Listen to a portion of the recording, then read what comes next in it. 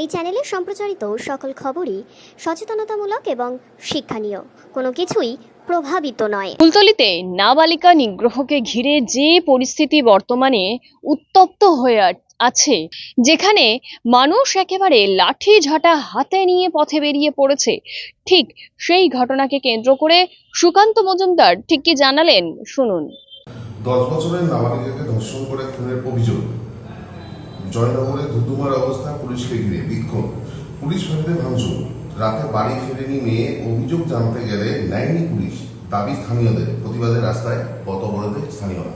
এখন এই তো মুখ্যমন্ত্রীর নির্দেশেই এটা করেছে পুলিশ, অভিযোগ নেয়নি, কারণ মুখ্যমন্ত্রী বলেছিল আপনারা সহজে এফআইআর নেবেন না। তো আজকে দেবী পক্ষের মধ্যে আমার ঘরের মেয়ে দুর্গার সাথে এভাবে রেপ হচ্ছে, এবং আমাদের কাছে যে এখনো পর্যন্ত যা খবর পাচ্ছি আমরা, যে ওখানে পরিস্থিতি অত্যন্ত অগ্নিগর্ভ হয়ে উঠেছে। মানুষ এই পুলিশ প্রশাসনের বিরুদ্ধে যে বিক্ষোভ দেখাচ্ছে, এই বিক্ষোভটা শুধু পুলিশ প্রশাসনের বিরুদ্ধে নয়, এটা হচ্ছে পুরো মমতা বন্দ্যোপাধ্যায়ের বিরুদ্ধে বিক্ষোভ।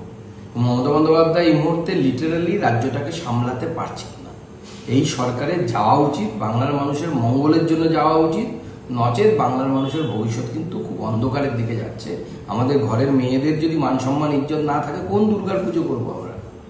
কাকে নিয়ে উৎসবে মানবো? মুখ্যমন্ত্রীর কথা মতো বাড়ির মেয়েরা সুরক্ষিত থাকছে না, তুলে নিয়ে গিয়ে তাদেরকে ধর্ষণ করা হচ্ছে। হসপিটাল থেকে বস্তি কোথাও কোনো সুরক্ষিত নেই। কি অবস্থা রাজ্যের আইন?